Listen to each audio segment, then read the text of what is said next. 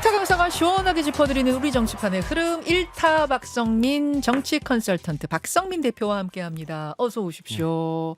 이번 주는 들어오시는 모든 분들에게 똑같은 질문부터 드립니다.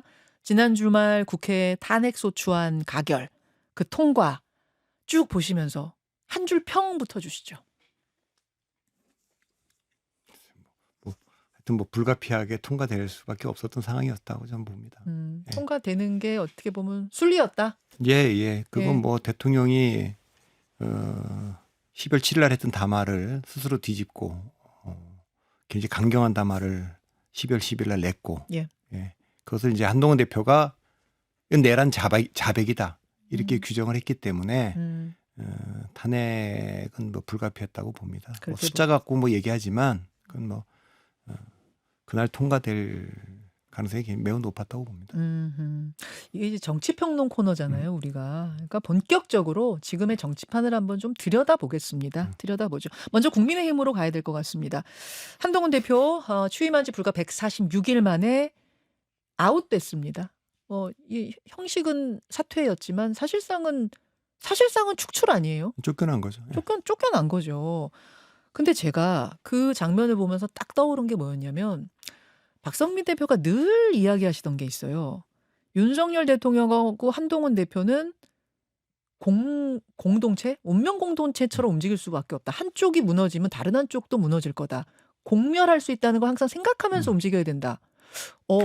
그때 그러셨는데 진짜 지금 윤석열 대통령 탄핵하고 한동훈 대표의 이 쫓겨나는 상황이 맞물려가네. 희한하네. 두 사람은 앙숙이었는데 마지막에 이거 왜 이렇지? 이게 궁금했어요. 뭐 많은 사람들이 윤석열 대통령과 한동훈 대표는 뭐 원팀으로 생각을 했고요. 검사 시절부터. 그때는 그랬죠. 또 배트맨과 로빈 아니냐 이렇게 생각을 했는데. 그때는 그랬죠. 예. 나중에 보니까 굉장히 사이가 안 좋았고 뭐 그런 갈등이 오래전부터 있었는데 음흠. 서로 너무 잘하니까 제가 이제 어느 신문에 기고할 때도 핵을 가진 국가들끼리는 전쟁을 안 한다. 왜냐하면 맞아. 상호 확증 파괴가 있고 예. 또 똑같은 정도의 전략핵을 갖고 있지 않더라도 옛날 프랑스가 대소련으로 비례 억지 전략 적어도 공격은 안 당할 수 있는 정도의 핵은 갖고 있는 이제 그런 정도 관계로 봤기 때문에 전당대회 전까지는 몰라도 전당대회 후에도 전당대회 과정에서 이제 최상병 제3자 특검 그다음에 김건희 특검 이걸로 충돌할 때도 하여튼 이 충돌을 하면 특검이든 탄핵이든 통과가 되면 한동훈 대표는 정적 자살로 기결될 수밖에 없기 때문에 공멸을 피하려면 대통령은 대통령의 일, 당은 당의 일. 서로 터치하지 말아라 그러셨잖아요. 수평적 당정 관계는 불가능해 보이니까 네. 적어도 서로 갈 길을 가야 되는데 이 탄핵 전야의 그 당원 게시판 갖고도 계속 충돌했잖아요. 맞아요. 그러니까 친윤도 뭐 그거 갖고 당대표를 공격할 야당이 지금 탄핵하려고 하는 상황에서 그런 상황이 아니었고 한동훈 대표도 이걸 조금 일찍 딱 끊어내고 정리하고 넘어갔어야 되는데 뭐 그때도 조금 이게 그 갈등을 좀 키운 측면이 좀 있고 그래서 현재는 좀 그렇게 된 것 같습니다. 그 앙금이 있는 상태에서 계엄 사태까지 터져버리고 탄핵 정국까지 가버린 것이 결국 이렇게 된 거다. 예, 그래서 지금 제가 보는 국민의힘은 뭐 친윤 친한 뭐 이런 얘기들 많이 언론에 쓰고는 있는데 그러니까 전당대회 전에는 친윤 반윤 이렇게 이제 있었다고 봅니다. 그렇죠, 윤 대통령 그렇죠. 중심으로. 전당대회 후에는 친윤 친한 그러니까 친윤과 친한의 대립이었고 비상계엄 이후에는 전 친한과 반한 그러니까 제가 지난주에 나선 친한과 반한이라고 얘기를 했어요.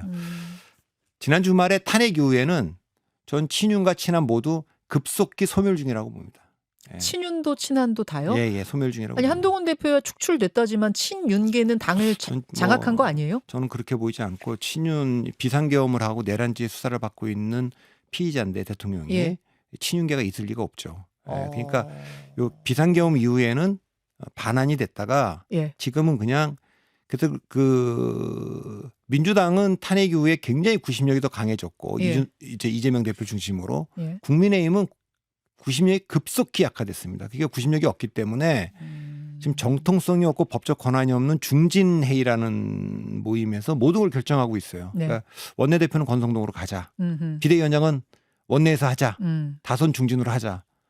그거는 제가 어떤 장면이 떠오르냐면 이분들 다 탄핵 반대파들인데 네. 한동훈 대표가 대통령 직무 배제하고 음. 한동훈 한덕수 공동체제로 간다. 음. 그게 뭐 하루도 못 버텼는데 왜냐하면 유연적이다. 반헌법적인 거다. 네. 누가 도대체 한동훈 대표한테 대통령 직무 배제할 권한을 줬고 이 공동 운영할 권한을 줬냐. 그 똑같은 얘기를 중진회의에다 할 수 있죠. 도대체 중진회의는 모여갖고 원내대표 결정하고 비대위원장 결정을 다 네. 하고 있는데 누가 그 권한을 누가 줬냐? 그 권한을 줬냐. 이제 그런 거니까 지금 국민의힘은 굉장히 급속도로 지금 무너지고 있는 중이고 그래서 이게 뭐 언론에 나오지만 탄핵 강을 건너려다. 건너서 계엄의 바다에 빠졌다. 네. 탄핵 반대파 내란죄도 내란이냐 아니냐 이거는 뭐 형법학자들도 논란이 있다고 하지만 대체적인 다수는 국헌문란 그 국회의 비상계엄 해제권을 못하게 막으려고 했다.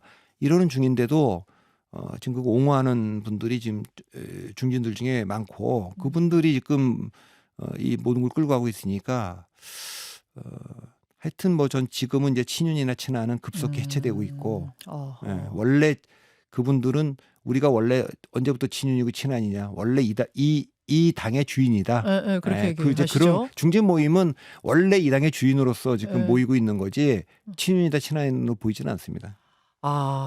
구심점이 뭐 윤석열로 구심점이 잡힌 채 똘똘 뭉쳐서 옹위하자 요 분위기가 아니라 그냥 우리 당을 지키자 정도 명분으로 가고 있는 느낌? 뭐 이렇게 보신다는 거예요. 예, 그분들 중에 뭐 이거 비상계엄인데 예. 그것도 위헌적 비상계엄이다. 계엄 요건에 맞지 않는 걸 했다. 이래서 탄핵이 됐는데 그 상황에서 어떻게 옹호하겠습니까? 그러니까 그쵸. 그전에 뭐 박근혜 대통령 때는 국정농단 뭐 이것이 논란이 있을 때도 사실 그렇게 옹호한 분들이 많지 않아서 네. 60명 이상이 다 탄핵에 찬성했는데 그렇죠. 지금은 더 그렇죠. 더 그렇죠. 당을 지키기 위해 남아있는 정도 수준? 그럼 이대로 국민의힘이 괴멸할 수도 있다고 보세요. 제가 이 얘기를 하시는 이유는 김태흠 지사가 재창당 얘기를 어제 했어요. 그러니까 이게 지금 어떻게 봐야 되냐면 제가 지난 총선 때도 그 예. 얘기를 드렸어요. 총선 때 총선 결과를 보면 예.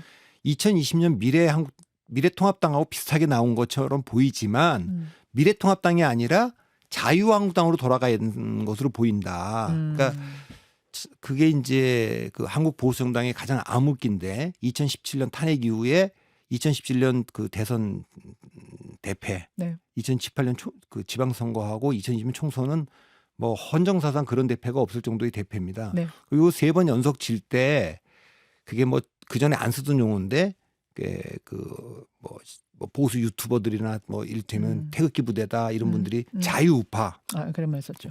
아주 극도의 저 이념적인 그 표현들 그런 시절로 좀 돌아간 것으로 좀 보입니다. 그래서 사실 이것이 2020년 그 총선을 대표하고 나서 김종인 비대위 체제가 들어섰지 않습니까? 네. 김종인 비대위, 그다음에 2021년 6월 11일 이준석 대표 체제, 이 두 체제를 거치면서 겨우겨우 빠져나왔는데 그 탄핵의 강을 건너고 네.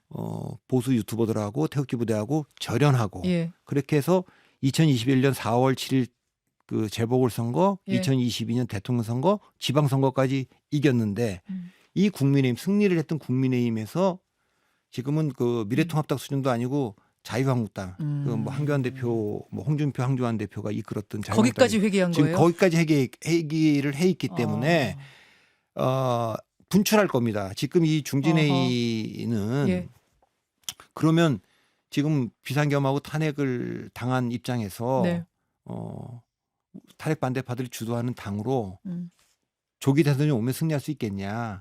이걸 해체하고 신당 창당으로 가자 하는 그러니까 자유한국당에 머물러서는 진다. 그러니까 적어도 재보궐선거와 대선과 지방선거를 이겼던 그 국민의힘 수준으로까지는 복원을 해내야 된다. 충돌하겠죠. 이게 계속 충돌할 거다. 이 상황 속에서 지금 비대위원장을 뽑겠다는 건데 딱 정리가 잘 안 되고 있는 것 같거든요. 그러니까 이런 상황에서 누구냐를 떠나서 지금 본인들이 관리할 수 있고 통제할 수 있는 관리형 비대위 얘기가 지금 계속 나오고 있지 않습니까? 그럼 뭐 관리형 비대위 나오면 그 무난하게 지겠죠.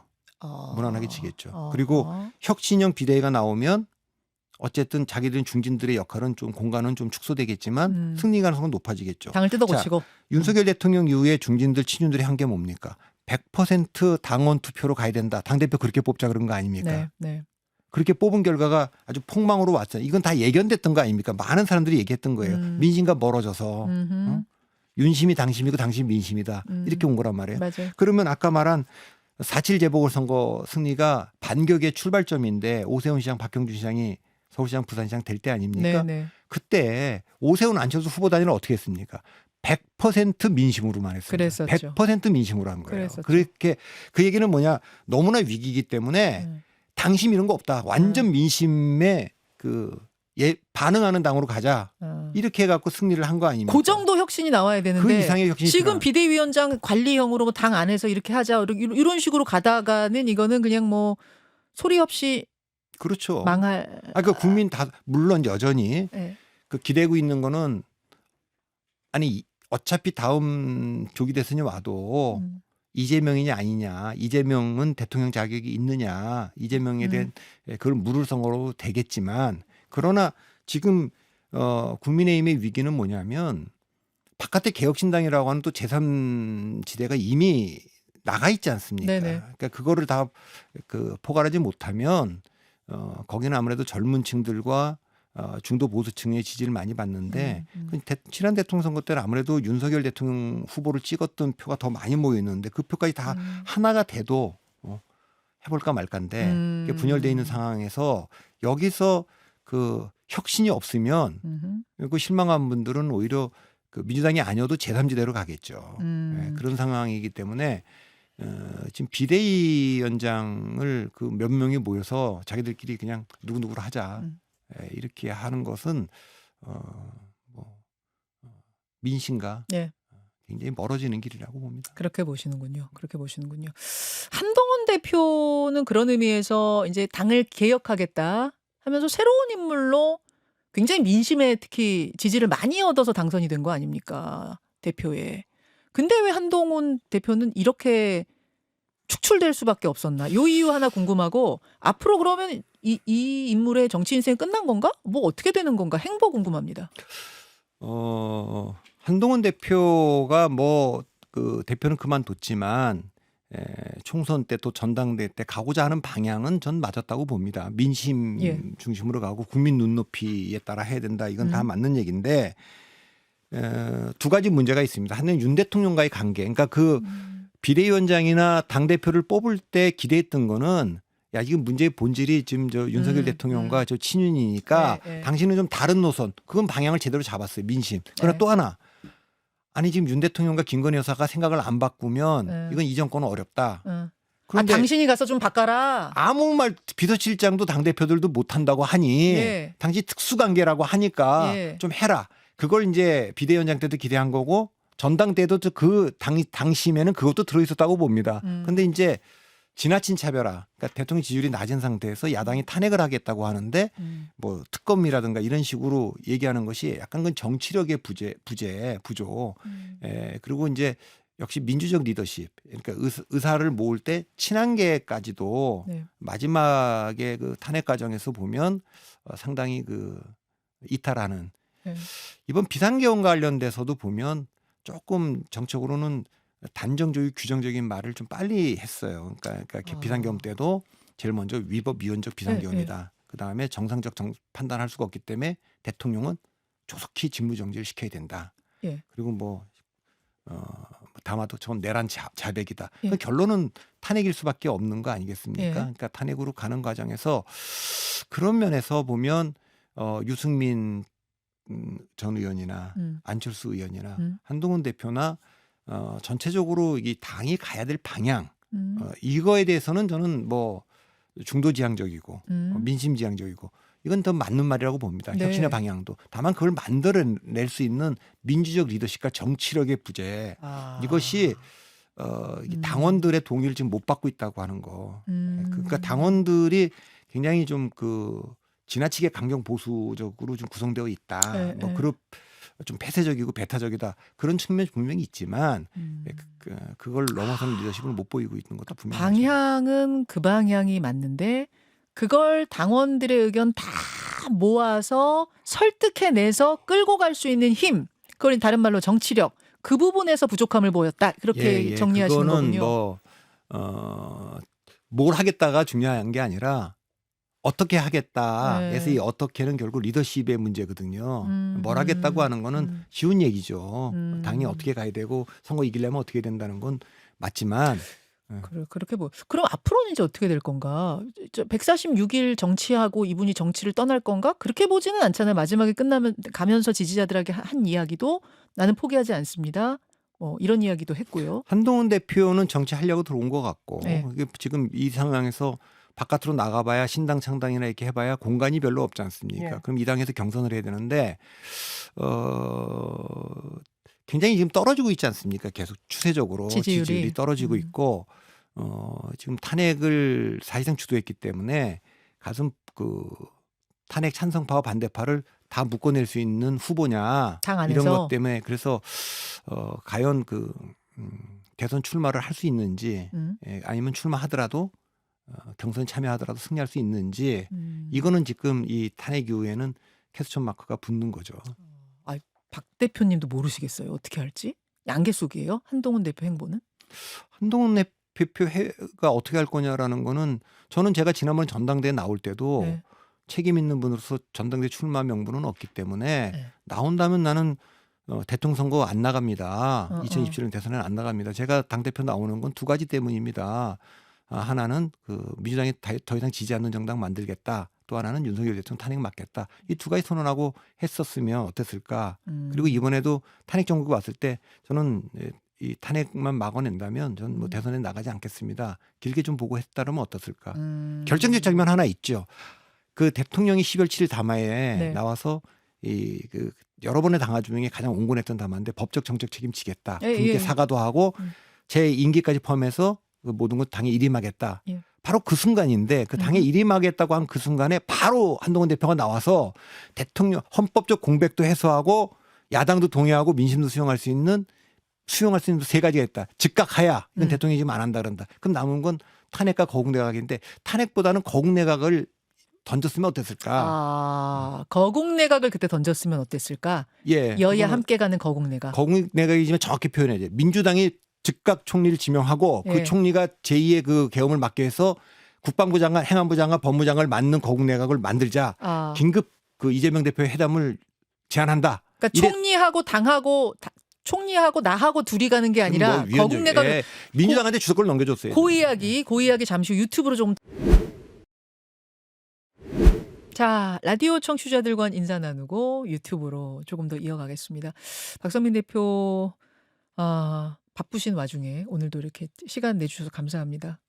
질문거리가 본 방송 안에는 도저히 소화가 안 될 정도의 제가 간결하게 답을 못하는. 아니에요. 복잡한 상황이니까 답이 뭐 복잡하게 나올 수밖에 없을 것 같아요. 무슨 이야기를 하시다가 넘어왔냐면 그러니까 한동훈 대표가 어땠었어야 하는가. 지금 상황이 이제 말하자면 좀 거칠게 말해서 당에서 쫓겨나는 상황이 돼버린, 대표직에서 쫓겨나는 상황이 돼버리고 뭐 징계를 하라, 제명을 하라 이런 소리까지 듣는 상황이 하루아침에 돼버렸는데 그럼 어떻게 했었으면은, 그러니까 이 상황이 옳다 그르다 그 얘기가 아닙니다. 그 얘기가 아니라 어떻게 했었으면은 이 상황까지 가지 않고 좀 본인에게 유리한 방법으로 타개할 수 있었는가를 좀 복귀해 보자는 거예요. 돌아가 보자는 거예요. 일단 비대위원장 시절까지 가기는 좀 그렇고 그 이유를 보면 사실 한동훈 대표는 전당대회에 나올 생각이 속으로는 있었을지 몰라도 나올 수 있는 그 명분이 없었지 않습니까? 총선 졌으니까 대패했으니까. 비대위원장이니까 자기가 던진 자리에 그 비대위원 던진 자리를 메꾸기 위한 당대표를 뽑는데 나가겠다고 얘기하는 거는 그럼 왜 그만뒀어? 이렇게 나올 거 아닙니까? 그 자리. 그런데 그때만 해도 한동훈 대표는 총선 바로 직후고 총선 패배가 윤석열 대통령 때문이라고 믿는 사람들이 많았기 때문에 한동훈 대표가 나오면 될 수밖에 없는 상황이에요. 명분은 없지만. 그러니까 세력도 없고 명분도 없지만 타이밍과 동력이 있었지 않습니까? 동력은 친윤계가 제공했죠. 그렇죠. 거기 뭐 이철규 원내대표설, 조정은 위원장의 뭐 백서에 윤 대통령보다 한동훈 대표의 책임을 더 물으려고 했다는 점, 뭐 홍준표 시장의 공격, 뭐 이런 것들이 결국 나올 수 있는 동력을 제공했지만 명분이 없었기 때문에 그 명분은 어쨌든 그 대선 출마하지 않는다는 명분을 가지는 게 어떻겠냐. 제가 방송에서 여러 번 얘기를 했습니다. 윤 대통령도 한동훈 대표가 출마를 하면 막을 수가 없었어요. 그러니까 한동훈 대표를 막으려고 그러면 방법은 딱 하나밖에 없었습니다. 당시를 해고해 보면 뭐요? 못 나오도록 하는 겁니다. 나온 뒤에는 못 막으니까. 자, 그러면 아하. 대통령과 친윤계들 움직임을 다 못하게 하고 원내대표를 이거 다 쓸데없는 얘기다. 대통령이 이번 총선 패배는 전적으로 제 책임입니다. 한동훈 의원 수고하셨는데 조금 쉬시면 좋은 기회가 올 겁니다. 고맙습니다. 이랬으면 어떻게 나옵니까? 아, 대통령이- 그랬으면 못 나왔을 대통령이 거다. 본인 다 책임이라 하는데 한동훈 위원장 책임도 적지 않게 있는데 네, 자, 네. 그런데 나왔단 말이에요. 의아한 건 제가 그 전당대회 때도 이미 나왔는데 나올 때 저는 대통령 선거 포기하고 나오는 게 어떻겠냐라고 제가 여러 번 얘기했는데 그냥 그 얘기 안 하고 나왔어요. 네. 최상병 제3자 특검 얘기할 때 이 얘기는 굳이 여기서 할 필요가 없는데 근데 그걸 했어요. 이것도 근데 그 대표가 되고 나서는 좀 정리할 수가 있었습니다. 사실은 제3자 특검안을 한동훈 대표가 직접 써서 만들어서도 국민의힘에서 받아들일 가능성이 별로 없었던 건데 이제 그걸 끌고 오다가 결국 이제 김건희 특검법 충돌까지 쭉 왔고 네. 결국은 뭐 이제 당원 게시판 문제까지 오면서 이게 이제 친한계하고 친윤계가 계속 충돌 났고 네. 대통령하고 만났지만 만날 때마다 계속 상황은 악화됐고 음. 그때도 이렇게 그 좀 당을 통합하는 모습 보여줬는데 대통령하고 만난 그 다음날 바로 친한계 인사들만 모아서 또 식사를 하고 이게 제가 다 비판했던 좀 돌아와서 이번에 어쨌든 그 12월 6일 날이죠. 네. 예, 금요일 날인데 그날 즉각적인 그 당론은 탄핵 반대 당론이 돼 있고 그런데 한동훈 대표가 즉각적인 직무 정지가 필요하다 이렇게 얘기를 했기 때문에 이건 누구나 모든 사람이 탄핵 찬성으로 선회했다고 해석을 했어요. 맞아요. 그러나 저는 이제 탄핵 찬성으로 선회했다는 얘기일 수도 있고 내가 이제 그 위헌적 비상경이라고 얘기했기 때문에 대통령이 탄핵을 안 할 수 있는 명분을 나에게 줘야 된다. 그런 최후 통첩으로 저는 해석을 했고 그날 그 두 분이 만난다는 뉴스가 있어서 뭔가 있었어요. 답이 있을 줄 알았는데 나와서 내가 생각을 바꿀 얘기를 못 들었다. 뭐 이랬고 심야 아마 쭉 그 협상이 진행됐던 것 같은데 그 결과가 이제 12월 7일 대통령 담화로 나왔어요. 예. 그러니까 법적 정적 책임을 지겠다. 예. 국민들께 사과도 하고 내 거치까지 다 일임하겠다.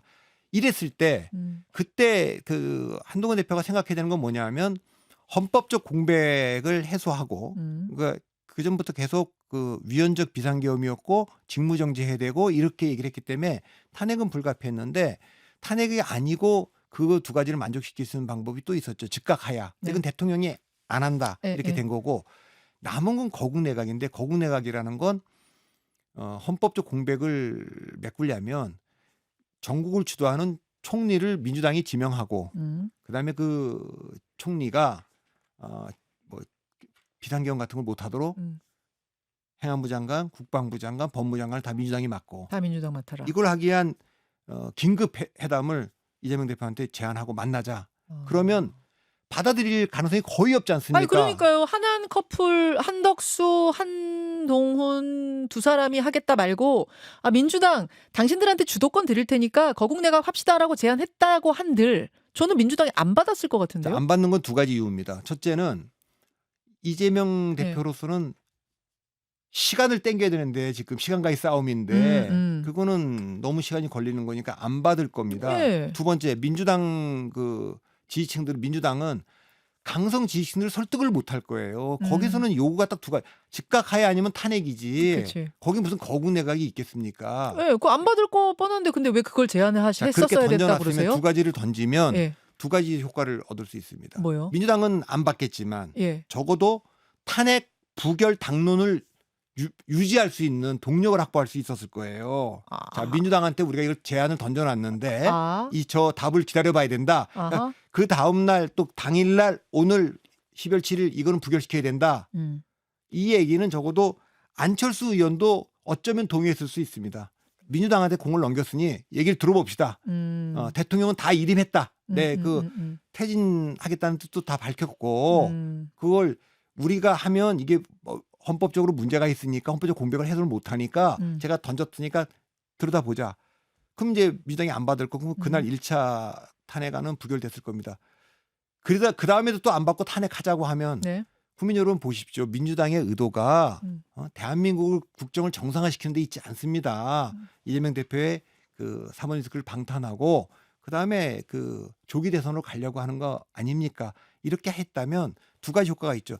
탄핵 당론 부결을 끝까지 유지는 못하더라고요. 왜냐하면 내란 혐의로 계속 네. 뭐 그 증언이 나올 쏟아져 테니까. 나오고 증거 나오니까. 그렇지만 시간을 좀 더 벌 수 있었고 또 하나는 야당에 일방적으로 수세에 몰리지 않고 공세 카드로 이게 지금 할 수 있었을 텐데 하는 그런 정도의 그 전략적 순간은 좀 있었죠. 근데 아하. 이제 그 카드를 못 살리고 대통령을 직무 배제시키고 한동훈 한덕수 공동체제로 가져간다고 하는 순간 헌법적 질서도 헌법적 공백도 해소 못하고 민심도 수용 안 하고 야당도 수용 안 하는 상황. 이 상황이 됐고 질서 있는 퇴진을 얘기했는데 질서 있는 퇴진이라는 게 이양수 의원이 이제 TF도 만들고 갖고 온 게 2월, 3월 하야에서 4월, 5월 대선하자. 그 TF. 이거는 네. 이제 김재섭 의원도 얘기했지만 세 가지를 해소 못한 거예요. 헌법적 공백을 해소를 못하고 민심이 수용하지 않고 가장 치명적인 약점은 윤 대통령의 안 선의에 네.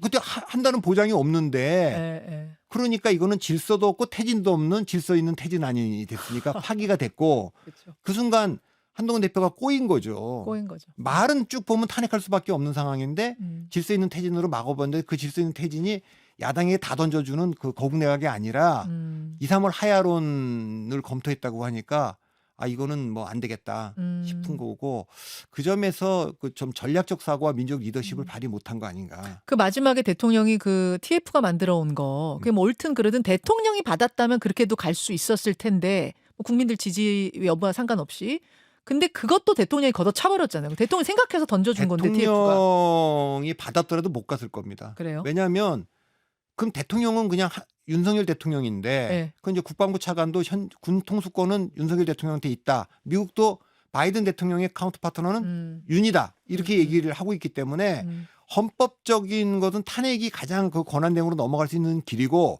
그 다음에는 야당의 국무총리가 모든 걸 하는 대통령은 형식적인 그 서명만 하는 그 상황 외에는 없지 않습니까? 야당 지지층들과 민심과 수용을 맞아요. 하겠습니까? 그게 논리적으로 맞는 얘기예요. 제 말씀은 그나마 한동훈 대표 입장에서는 명분 찾고 시간을 좀 더 확보할 수 있는 게 시간을 되지 벌 수 있고 않았겠느냐는 거죠. 공세를 할 수 있다는 뜻이지. 근데 그걸 윤 대통령이 그나마도 차버렸잖아요. 그렇죠. 예. 그 얘기가 12월 12일 담화에서 아주 강경한 예. 그리고 이제 선관위 간 거에 대한 얘기도 쭉 했는데 예. 이 얘기의 핵심은 뭐냐면 탄핵 사유가 된 거는 비상계엄이 통치행위가 아니라 위헌적이고 위법한 거다 이거 아닙니까? 예. 왜냐하면 통치행위가 아닌 것은 헌법에 정확하게 적시되어 있지 않은 행위가 왔을 때 뭐 그렇죠. 대북 통보문 이럴 때 하는 거지만 비상계엄은 헌법 77조에 여러 개 항에 걸쳐서 해제 절차까지 다 담아 놓은 거예요. 그럼요. 그러니까 이게 전시, 사변 및 그에 네. 준하는 국가 비상사태가 돼서 예. 군병력이 아니고는 예. 국가의 안정질서를 회복하지 못할 때 하는 겁니다. 다시 말하면 쉽게 말하면 국가 기능이 마비됐을 때 그걸 회복하려고 하는 게 비상계엄인데 그렇죠. 이번에는 비상계엄을 선포해서 국가 기능이 마비된 겁니다. 당연하죠. 자, 이게 이제 그 탄핵 사유가 된 거고 예. 내란죄는 뭐 여러 가지 뭐 폭동이 뭐 형법학자들이 얘기하지만 내란죄의 핵심은 뭐냐면 국헌불론이라는 건 헌법에 대통령이 비상계엄을 선포할 수 있는 권한이 있고 똑같이 국회가 해제권을 갖고 있는 거예요. 그렇죠. 근데 바로 이 국회가 해제를 할 수 있는 거를 막으려고 그렇죠. 그러니까 국회의장, 부의장, 여야 당대표를 체포 명령을 내리고 군병력을 투입해서 국회의원들 끌어내서 의결정족수를 못 채우게 하려고 한 것 자체가 비상계엄 때도 국회에는 군을 보낼 수가 없고 선관위 보낼 수가 없지 않습니까? 네. 사법과 행정만 군 통제 밑에 두는 거지 국회는 아니거든요. 네. 근데 이런 상황이었기 때문에 탄핵으로 갈 수밖에 없는 상황이 됐다고 봅니다. 그러니까 그 한동훈 대표에게도 한 번쯤은 그 12월 7일 날 기회가 있었고 윤 대통령도 좀 더 다른 카드도 있었을 것 같은데 결국 이 두 분이 그냥 왜 이렇게 됐는지 뭐 모르겠습니다만. 자, 여러분 이제 좀 헷갈리지 마셔야 될 것은 이 탄핵 이 계엄은 분명 잘못된 거고 여기에 대해서 국민들 압도적 다수는 즉각 탄핵이 필요하다는 입장이었고요. 다만 이제 정치의 흐름을 읽는 코너이기 때문에 한동훈 대표가 지금 축출되는 상황 속에서 정치적으로는 어떻게 했었어야 되느냐를 한번 복기해 보는 겁니다. 예, 복기해 보는 거라는 거 잊지 마시고요. 했더라도 시간을 조금은 더 벌 수 있었지만 야당이 거국내가 안 된다. 예. 이렇게 계속 얘기했다면 결국 탄핵은 불가피했을 거예요. 왜냐하면 증언이 쏟아지고 있지 않습니까? 예, 계엄군 지휘부들이 다 구속되고 있고 어쨌든 탄핵은 불가피했을 거라고 보시고 시간만 갈 뿐이지. 그런 속에서 결국은 그럼 한동훈 대표는 어쨌든간 쫓겨났을 거라고 보세요? 탄핵을 하면 예. 탄핵 찬성 그 숫자도 더 늘어났을 거고 예. 이것을 한동훈 대표한테 책임을 다 물을 수 없다라는 분위기가 있고 아. 적어도 그 탄핵 반대파들의 입지가 더 좁아졌겠죠. 왜냐하면 시간을 좀 끌고 갈수록 예, 이미 예, 수많은 증언들, 예. 계엄군 지휘부라고 하는 그렇지. 뭐 특전사, 음. 수방사, 음. 방첩사, 국정원에 증언들이 쏟아지고 있고 증거들이 나오고 있는 상황에서 그러면 시간이 가면 갈수록 이건 탄핵을 막을 수가 없다. 아, 그런 그리고 분위기가 됐죠. 한동훈 대표한테 책임을 물 수 없다. 당내에서도. 한동훈 대표로서는 어쨌든 모든 정권을 민주당에 넘기는 거국내까지 제안을 한 거 아니냐. 그걸 걷어찬 건 민주당 아니냐. 이렇게 적어도 말할 수 있는 명분은 오케이. 있었다는 이해가 거죠. 됩니다. 예. 그 정도 시간을 벌 수 있었다는 뜻입니다. 정치판을 읽고 있습니다. 요 국민의힘 상황, 한동훈 대표의 상황들 지금 정리 한번 해봤고요.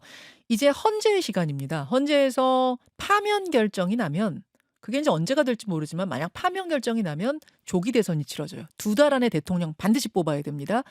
그래서 이미 정치권의 시계는 조기 대선 국면으로 접어들었어요. 시계가 째깍째깍 가기 시작했어요. 왜 그러냐면 뭐 홍준표 또 누굽니까? 뭐 이준석 또 이재명 대표 이런 분들이 이런 질문 받았을 때 회피하지 않더라고요. 뭐 예, 출마하겠다의 의사를 밝힌 분도 있고 출마하세요 했더니 고맙습니다 한 분도 있고 또 정치 일정에 따라서 뭐 무죄 추정의 원칙에 따라 정치 일정 갈 겁니다라는 이재명 대표 발언도 있고 그래서 조기 대선 얘기 잠깐 해볼게요. 일단 여론조사 흐름을 보면은 이재명 대표가 압도적인 유리 가고 있거든요.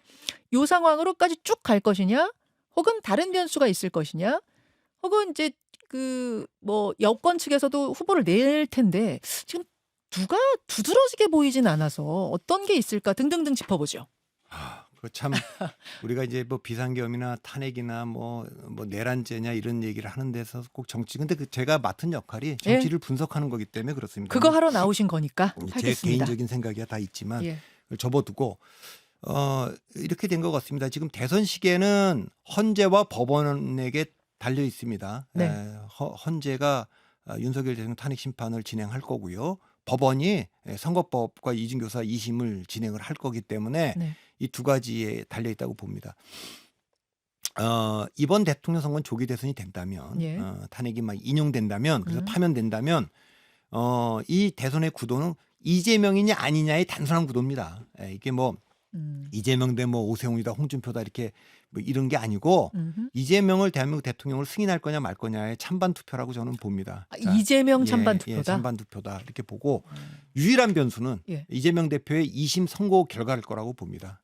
유일한 변수는 그 전체 선거 구도에도 그렇고 민주당 내의 경선 구도에도 그렇고 결국 2심 결과일 텐데 이것은 그 대통령 헌재 심리를 빨리 해달라고 촉구하는 이재명 대표로서는 자기도 똑같이 2심 지연 작전 쓰지 말라라는 제안도 받지 않겠습니까? 그렇죠. 그 뭐 만일에 이제 그 송달을 계속 접수를 수령을 거부하면 네.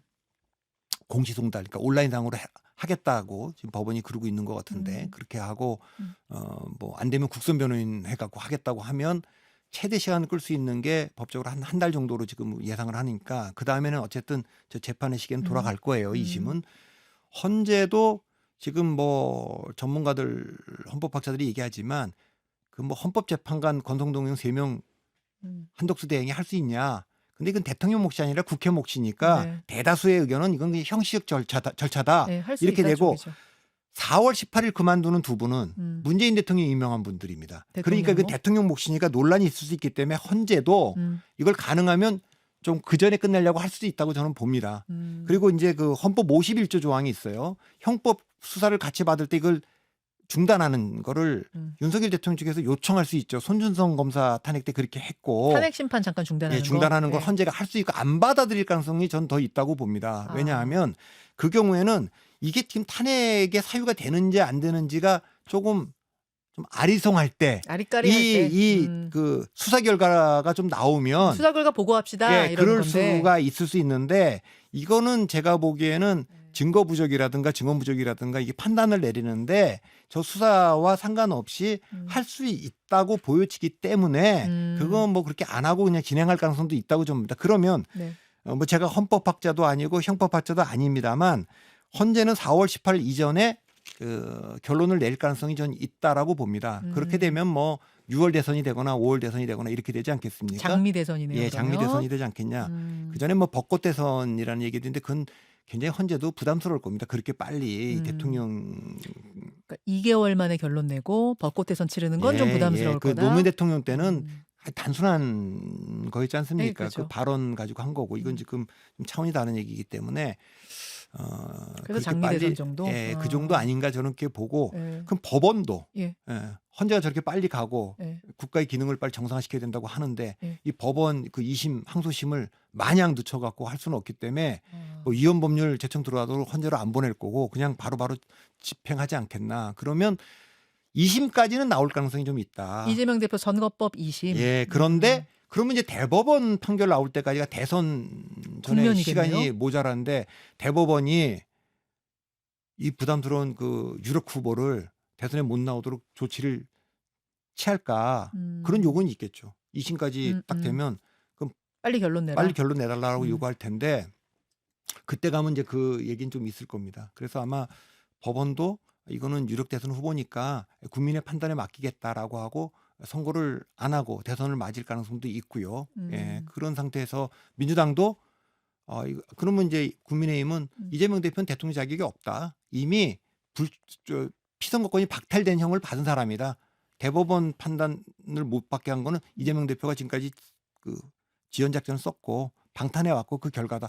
국민들만이 이 문제를 최종 정리해 줄 수 있다. 이렇게 얘기할 거고 민주당에서도 야 이거 그것도 이제 헌법 84조에 대한 또 이제 논쟁이 있을 건데 이렇게 가면 오히려 우리가 어렵다. 이재명 대표를 승리하기가 어려우니 이재명 대표 말고 다른 후보를 내는 것이 더 승리 가능성이 있다라고 하고 경쟁 후보들은 얘기할 수도 있겠죠. 좀 복잡한 그 역학관계가 내년 봄에는 3월 달에는 좀 있을 수 있다고 좀 봅니다. 다만 2017년하고 달랐던 거는 2017년은 어차피 12월 달에 대통령 선거가 예정되어 있었어요. 그렇죠. 그래서 국회가 12월 9일 날 2016년 12월 9일 날 탄핵소추안을 통과시키고 난 뒤에도 사실상 대선 국면 가도 무방했어요. 왜 대선이 1년도 안 남았기 때문에 몇 달 안 남았었어요. 후보를 3월 달에 뽑아놔도 기각된다고 하더라도 왜냐하면 2002년에 월드컵도 있고 지방선거가 있었기 때문에 노무현 후보와 이재명 후보가 4월 달 5월 달로 조기에 선출했거든요. 그걸 좀 한 달 정도 땡기는 거니까 있을 수 있다. 근데 지금은 기각되면 2027년 대선이니까 그렇지. 조기에 정당들이 그 대선 경선 들어가는데 조금 어려움은 있을 수 있다고 봅니다.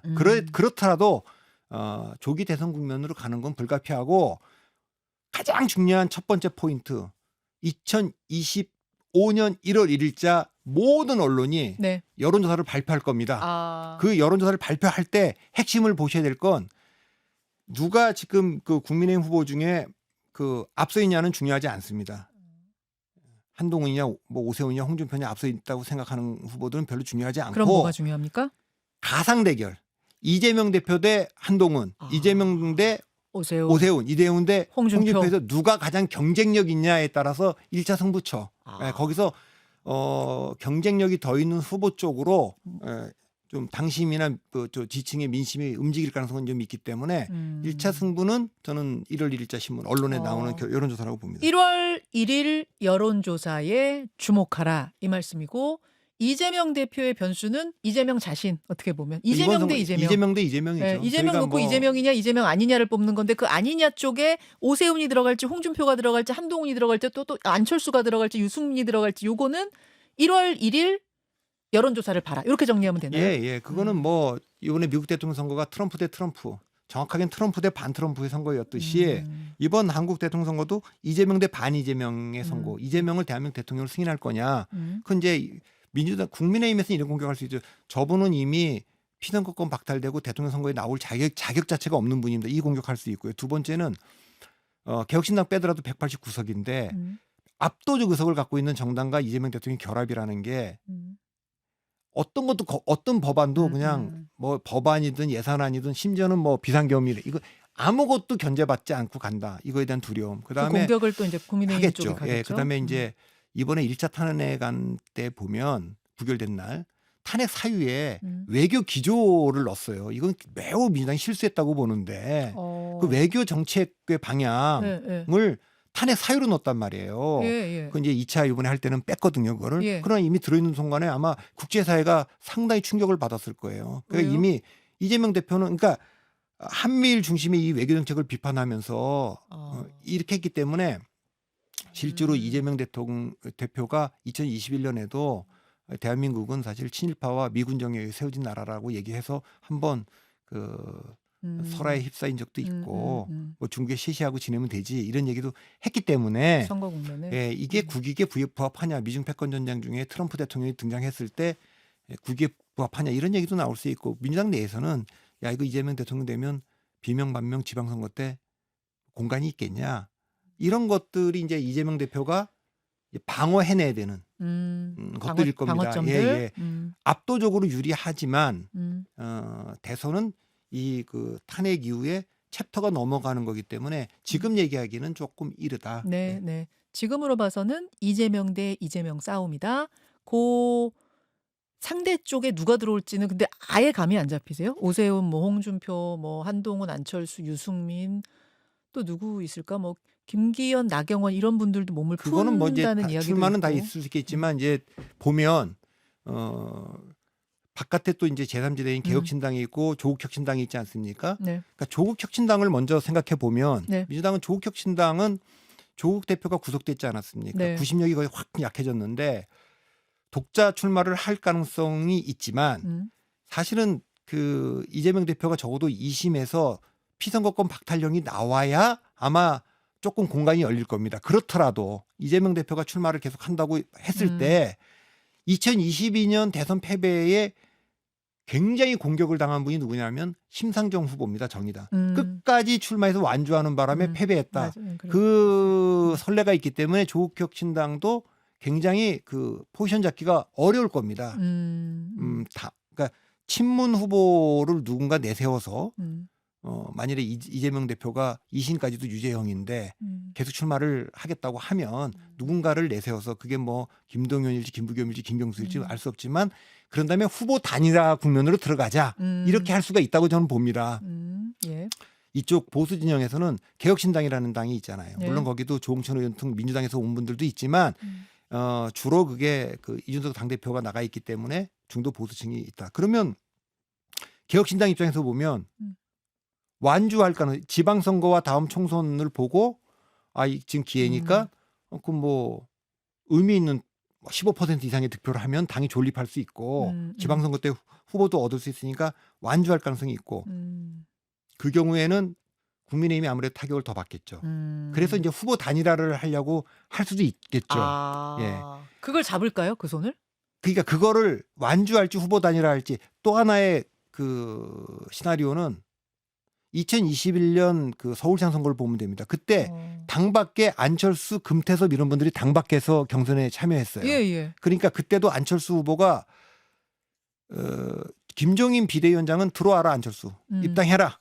그럼 뭐 오세훈 후보도 입당하면 난 후보 양보하겠다고 입당을 계속 압박할 텐데 안철수 후보가 이런 제안을 했죠. 국민의힘 경선 플랫폼을 개방해달라. 그러니까 원샷 경선으로 가자. 그러니까 다시 말하면 후보 단일화 이거 굉장히 복잡하고 완주하면 어려우니 국민의힘과 개혁신당이 그냥 원샷 경선. 예를 들면은 뭐 그것이 뭐 국민 참여 경선 50%뭐 민심 50%가 되든 뭐든 뭐 그런 걸로 해서 하나의 경선으로 갈 가능성도 있고 그러니까 이거는 굉장히 다양. 그다음에 이제 광역단체장들이 그만두면 서울시장과 뭐 대구시장, 뭐 오세훈시장, 홍준표 시장이 그만둬야 나오죠 대선을. 그 1년 전이기 때문에 보궐선거를 해야 되기 때문에 선거연합의 어떤 또 지렛대가 될 수도 있고 뭐 이런 것들이 복잡하게 지금 다 있기 때문에 지금 단계에서는 말 못하시겠네요. 대선 국면에 대한 얘기는 하긴 굉장히 어렵습니다. 지금 물어보시니까 지금 단기적으로만 보면 어쨌든 민주당과 이재명 대표가 매우 유리한 상황에서 저게 이제 국민의힘이 신당 창당으로 해서 혁신정당으로 거듭날 건지 아니면 지금처럼 태행적으로 가서 자유한국당 수준으로 가서 그냥 몰락할 건지 이걸 좀 봐야 될 겁니다. 오케이. 알겠습니다. 정치판의 흐름을 짚어보는 뭐 코너여서 조금 앞선감은 있지만 근데 또 앞선감이 있는 게 아닐 수도 있는 게 헌재 심판 결정이 빠르면 2달. 뭐 지금 많이들 얘기하는 거는 뭐 석 달, 뭐 그 정도? 그러면은 바로 해요. 대선 치르는데 2달이면 진짜 바로 해요. 그래서 이르다곤 하시지만 이르지 않은 걸 수도 있어서 네, 근데 뭐 워낙 슬슬 국민들이 얘기를 충격을 받은 그 비상계엄과 뭐 이런 거를 봤기 때문에 예. 그 상황 속에서 뭐 정치공학적인 분석을 하는 게 맞냐라는 건 있는데 뭐 제가 맡은 역할이 그 역할이기 때문에 맞아요. 할 수밖에 맞아요. 없습니다. 예, 뭐 힘드실 거예요. 지금 사실은 우리가 지금 계엄 트라우마 저희가 얼마 후에 내일인가 모레인가 그 정신과 전문가 인터뷰도 할 거예요. 국민들이 잘 모르지만 여기 하나씩 멍자국이 있을 거다. 그날 그 장면을 주무시지 않고 뭐 저는 아예 방송국으로 달려왔습니다만 뭐 이런 국민들이나 혹은 그 다음날 일어나 보니 무슨 일이 있었던 거야 하는 이런 국민들이나 특히 아이들. 우와, 영화로만 보던 교과서 속에 일이 벌어져 이런 아이들이나 다 조금씩 트라우마가 있을 거라는 제가 거거든요. 예. 오래전부터 예. 제 글재주가 없어서 못 쓰고 있습니다만 꼭 쓰고 싶은 책이 하나 있습니다. 뭐요? 그 제목도 정해놨어요. 제목 뭐요? 한국적인 삶. 한국적인 삶? 그 프랑스적인 삶이라는 소설이 있어요. 예. 장폴 디부아라고 하는 1950년생인데 이분이 프랑스의 작가이자 언론인이에요. 이걸로 상도 받고 그랬습니다. 프랑스적인 삶이라는 소설이 있는데 제가 이제 네. 그걸 재밌게 읽었거든요. 네. 챕터가 9개로 돼 있는데 프랑스 대통령 이름이에요. 9개가. 1장이 샤를 드골. 뭐 2장이 뭐 예를 들면 조르주 퐁피두, 뭐 세 번째가 알랭포에르. 알랭포에르는 우리나라처럼 체규화 대통령처럼 권한 대행입니다. 알랭포에르. 그다음에 뭐 지스카르 데스탱 뭐 그다음에 뭐 이런 사람 뭐 이런 사람들이 나오는 그다음에 뭐 프랑스 아주 미테랑이 2장 1, 2 그다음에 자크 시라크 1, 2 이렇게 해서 또 중간에 알랭포에르 하는 그래서 9장이에요. 제가 그걸 읽으면서 야, 이게 거기 그분들이 뭐라냐면 프랑스 대통령이 정신 세계에 미친 영향, 좌바상에 미친 주인공에 이거야말로 한국의 대통령들이 대한민국 국민들의 그 실존적 고민에 미친 이건 대한민국이 프랑스보다 훨씬 더하다. 그래서 제가 딱 쓰면 1장 박정희, 거기서부터 박정희, 최규화, 전두환, 노태우, 김영삼, 김대중, 노무현, 이명박, 박근혜, 문재인, 윤석열까지 딱 해서 제가 꼭 책 하나 쓰고 싶습니다. 한국적인 삶이라고. 얼마나 정신적 충격을 많이 받았는지, 우리 정신 세계에 영향을 얼마나 많이 끼쳤는지. 제목은 되게 서정적인데 한국적인. 제가 서문에다가 이거는 그 장폴 디부아의 프랑스적인 삶이라는 데서 제목도 따오고 했는데 이 책이야말로 한국에서 나와야 될 책이다. 예, 그래서 저 사서 볼게요. 예, 근데 내세요. 글재주가 없어서 어느 뛰어난 작가가 있으면 같이 했으면 좋겠는데. 공동 작업. 한강 작가가 같이 해주면 좋겠는데. 한강 작가님한테 연락 한번. 되게 아이디어는 괜찮은데. 진짜 한강 작가 같은 분이 공동 집필하면 이거는 대박일 것 같은데. 꼭 사서 읽겠습니다. 꼭 해주세요. 예. 저 뭐 설문조사하면 저거 해드릴 수 있어요. 제가 하여튼 뭐 그만하죠. 제가 뭐 이거 말고 쓸 책이 참 많은데. 예. 하여튼 이게 우리가 웃으면서 이 상황들을 이렇게 넘어가야지 어떡합니까? 사실은 다들 멍자국 하나씩 있을 거예요. 이게 은근하게 나타나요. 이런 것들은 은근하게 막. 하여튼 그렇습니다. 예, 여러분 힘내시고요. 커피는 좀 돌려야겠습니다. 그래요? 예. 우리 참 그래도 보면서. 소소한 일상은 또 우리가 누려야죠. 그럼요. 일상으로 돌아가야 되고 송년회 깨지 말라고 신신당부도 하잖아요. 그럼요. 우리 경제 살려야 되니까 송년회 깨시지 말고 다 하셔라. 회식도 하시고 가족 모임도 하시고. 저는 오은숙님께 드리겠습니다. 이분 네. 제가 한번 드린 적이 있는 것 같은데 예술의 평론가 박수. 제가 사실은 F라고 계속 얘기하고 있지 않습니까? 맞아요. 남들은 T로 보겠지만 의외로 F. 그렇습니다. 그래서 오은숙님께 의외로 F. 그날이 올 때까지 제가 저는 금당화랑님 멍자공단 가슴에 커피 한 잔 주세요 하시나. 커피로 마사지 하세요. 저도 상처를 많이 받았으니까 좀 예. 칭찬해. 프로디텐님께 박성미 대표님 MSG 없이도 어떻게 이렇게 품격 있는 평론을 좀 민망하긴 합니다만 진짜 최고의 찬사. 저도 좀 치유를 받아야 돼서 위로와 치유가 필요해서 마데카솔 하도 공격을 비판과 공격을 많이 받아갖고 양쪽으로부터 뭐 그냥 맞아. 근데 대표님 이거 이제 만약 파면 결정 나기까지도 그렇고 그 결정이 이제 혹 나서 대선 국면으로 가면은 계속 굉장히 피곤한 나날들이 꽤 오래 이어지실 텐데요. 그런데 평론하기 이제 쉽지 않을 그렇죠. 텐데요. 그런 거는 민감한 상황. 그럼에도 굉장히 위험하죠. 위험도 하고 네. 위협도 느끼고 그렇지만 그 우리가 꺾이지 않고 누군가 버티면서 희망을 얘기해야 예. 대한민국이 비상계엄이란 건 이제 불가능한 나라가 됐구나. 음. 미국은 뭐 트럼프가 별 얘기를 다 해도 그냥 넘어가는데 이 나라는 그거 다 막아내는구나. 그렇지. 목숨 걸고 그런 그렇지. 나라니까 그렇지. 자부심을 가지셔서 자부심 금방 회복될 겁니다. 그리고 그럼요. 미래로 갈 거니까. 우리가 예. 누군데. 예, 그러기 때문에 음. 모든 지식인들이나 모든 분들이 맡은 데서 목소리를 내주셔야 된다고 저는 봅니다. 저도 그렇게 예. 생각합니다. 예. 추추님 24시간 보고 싶은 뉴스쇼 그러셨는데 그 말씀을 하시는 순간 제가 이제 저희 지금 여기 들어가서 제가 보고 있잖아요. 유튜브 들어가서. 오늘 그 말씀을 하시는 순간 저희 구독자가 150만 돌파를 했네요. 150만 명. 와. 이거 제가 한 건 아니지만 원래 딱 그 순간 통과될 때 애기 첫 번째 태어난 애한테도 뭘 주던데 150만 통과할 때 방송 나와 있는 사람한테는 뭘 150만 명 돌파했네요. 주는 거 없습니까? 그러니까 150만 명 돌파할 때 누가 올리셨을까? 채팅창을 좀 보고 있을 거야. 그분한테 주는 거구나. 나와 있는 패널한테 주는 게 아니라. 패널한테 달라고? 드리죠. 예, 우리 박상민 대표님한테 커피 석 잔 정도 쏴주세요. 감사합니다. 예. 아니 사실은 단일 프로그램으로 방송국 채널이 아니라 방송 전체 채널이 아니라 단일 프로그램 채널로 150만 명이란 게 이게 저희밖에 없습니다. 자랑하자면 저희밖에 없어서 여러분들께 감사드리고 그럼 이렇게 된 김에 여기서 그치지 말고 몇 잔 더 드리죠. 기분 그래요? 좋은데. 예, 기분 좋으니까 아니 사실 제가 더 그때 드리죠. 네. 50잔 드릴 때 너무 죄송해서 해 가기 전에 한번 제가 더 한다고 그러긴 했어요. 근데 그건 뭐 내년에 하세요. 내년에? 설쯤에 한번 특집으로 그럴까요? 예, 그렇게 그래요. 해주시면 대단히 예, 감사하겠습니다. 설 특집으로. 오늘은 한 석 잔씩만 더 돌릴까요? 예, 대표님 예. 기분 너무 예. 좋아서 150만 돌파. 150잔 쏘라고 하신 이인영님, 150잔을 저희가 어떻게 좀 돈을 마련을 한 다음에 고민해 보겠습니다. 오늘은 한 잔 드세요, 인영님. 한 분 더. 망이라는 분에게 박성민 대표님 저희 아들과 같은 이름이라 더 기울여 듣고 있다. 아들이 성민인가 봐요. 이름 잘 지으셨네. 성민이들이 좀 괜찮지. 너무 많아. 이름 많고 괜찮지. 그 민주당 최고위원 지낸 그분은 셀럽이잖아요. 예능 프로에도 나가고 지난번 방송 같이 예, 우리 박성민 전 최고위원. 예. 그러고 보니까 정치권 여야의 박성민이 다 있네. 의원도 있고 그렇죠. 국민의힘도 있고 성민이가 많긴 많다. 흔하죠, 뭐. 현정이만큼은 아니야. 현정이는 정말 흔해요. 그렇죠. 예, 흔한 이름 둘이 하고 있습니다. 저는 또 한 분 드릴게요. 저는 또 어떤 분을 좀 드려야 되나? 황금 동굴님이 박성민 대표님 책 쓰시면 저도 꼭 사서 읽겠습니다 하면서 책 꼭 써달라고 벌써 독자 한 분 생기셨네요. 예, 황금 동굴님 기대해 주세요. 쓰고 싶은 책이 많은데 못 쓸 겁니다. 또 한 잔. 저도 또 한 잔 더 해요? 네, 또 한 잔 더 하세요. 예.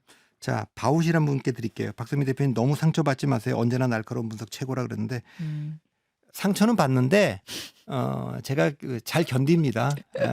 힘든 일은 있어도 나쁜 일은 없다고 생각하는 사람이고 견디셔야죠. 그러니까 걱정들 안 하셔도 됩니다. 견디셔야죠. 예, 여러분이 약을 발라드려야 됩니다. 가만히 계시면 무슨 말씀을 하시는지 아무도 몰라요. 써주셔야 돼요. 응원의 문자 써주십시오. 약 발라주십시오. 쭈니맘님 150만 넘어서 200만 구독자 갑시다 외쳐주셨는데 감사합니다. 쭈니맘님. 근데 저희가 100만 돌파하고 150만까지 오는데 그렇게 오래 걸리지 않았어요. 그거 보면은 진짜 여러분 너무 감사드리고 너무나 감사드리고 조용히 듣고 계시는 분들이 많아요. 저희 많지만 그분들이 소리 없이 지지해 주시는 기운을 느낄 수가 있어서 정말 감사합니다. 예민한 시즌에 말 한마디가 너무 조심스럽고 말 한마디 그냥 그 뜻이 아닌데도 막 그게 또 왜곡이 돼서 막 일파만파 퍼져나가고 이러면은 되게 힘들어요. 힘든데 여러분들이 계속 이렇게 지지해 주시고 그 진심을 알아주시고 하는 게 저희에게는 그래도 오늘 하루를 또 버틸 수 있는 그래서 방송 만들 수 있는 힘이 되는 것 같습니다. 한 분씩만 더 드리면 세 잔씩 되는 전 건가? 세 잔 했습니다. 하셨어요? 예. 그러면 저희가 마지막으로 어떤 분한테 좀 드릴까? 소리 없이 9년째 듣고 계시는 분. 더 블루제이님. 소리 좀 내셔야 돼요. 소리 내셔야 돼. 우리 구독자들, 우리 청취자들은 너무 조용하셔. 우리가 너무 소심하고 겁들이 많아서 공격을 앵커나 전화 많이 받는데 가끔은 소리 내서 고맙습니다. 소리 없이 듣지 마시고 소리 치면서 들어주시라고 블루제이님한테도 한 잔을 드리겠습니다. 깍 하고 막 지금 소리치셨어요, 블루제이님. 귀여우시다. 네, 우리 블루제이님 커피 한 잔 쭉 하세요. 쭉 하세요. 조용한 청취자가 많으시네. 박태호님도 저도 조용한 청취자예요 하셨는데 저도 말없이 3년 차입니다. 멈빵님도 그러셨고 왜 이렇게 말없이 몇 년 차가 많으시지? 소리 내주세요. 고맙습니다. 고맙습니다. 그 두 분 제가 마지막에 부른 두 분한테도 드릴게요. 네.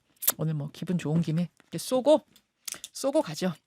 제가요 오늘 우리 책 얘기 막 했는데 그 한강 작가가 노벨문학상 타시던 날 러시아에서는 톨스토이 문학상을 우리 한인 출신 작가가 탔어요. 김주혜 씨라는 분인데 그분 인터뷰를 어제 했습니다. 그분이 이제 오늘 출국하시나 그래가지고 시간이 안 돼서 어제 오후에 했거든요. 그 톨스토이 문학상을 탄 세상에 9살 때 미국에 간 분인데 이민을 갔는데 김주혜라는 이름을 지금까지 쓰고 있어요. 영어 이름이 네. 없어요. 근데 혀이가 저도 현정이라서 아는데 이거 외국 사람들이 발음 진짜 못하거든요. 그래서 외국 가면은 저 같으면 영어 이름으로 바꿨을 것 같은데 이분이 안 바꾸고 독립운동가의 후손이더라고요. 인터뷰하면서 굉장히 신선한 에너지 같은 걸 많이 받았거든요. 이것도 여러분 아마 저희가 금요일쯤 편성할 것 같아요. 그 인터뷰도 함께 해주시고. 제가 이제 작가를 포함한 예술가들 만나는 걸 좋아한다 그랬잖아요. 네. 정치만. 그 제가 네. 그때도 말씀드렸지만 저는 넘버원을 꿈꾸는 사람보다 온리원 꿈꾸는 사람을 좋아하고 예. 작가들은 이제 다른 사람하고 다른 걸 해야 된다는 그 강박이 있으니까 유니크하니까 유니크해요. 그 인터뷰를 좋아하고 이번에도 한강 작가 인터뷰 제가 아주 감명 깊게 좀 예. 봤고요. 예. 그다음에 넘버원 추구하는 사람들은 직을 쫓지만 자리를 쫓지만 온리원 추구하는 사람은 업을 쫓으니까 죽는 맞아요. 날까지 그리고 누구에게도 지배받지 않고 누구도 지배하지 않는 DNA가 있는 게 좋아서 저도 그렇습니다. 그래서 제가 이제 원래는 제가 글도 쓰고 싶었고 영화 대본도 쓰고 싶고 뭐 이렇습니다. 그런 날이 오기를. 지금 말씀만 하지 말고 좀 쓰세요 진짜. 나 보고 싶어. 그럼 뭐 글재주가 있으면 제가 썼을 거고 있으시잖아요. 제가 글재주. 부지런하면 쓸 텐데 게으릅니다. 일이 많으셔요. 워낙 일이 바쁘셔가지고. 하나만 더 말씀드려요. 한강 작가는 굉장히 느리게 말씀하시는 그게 또 매력인데 김주혜 작가는 또 정반대 캐릭터로 매력적이시더라고요. 한번 확인하세요. 여기까지 하겠습니다. 자, 같이 인사하겠습니다. 화면 보시면서 카메라 보시면서 세상에서 가장 아름답고 오늘은 온화한 힘드니까 요즘 온화한 굿바이를 알려주십시오. 여러분 저는 내일 아침 7시 10분에 뵙겠습니다. 박 대표님 고맙습니다. 고맙습니다.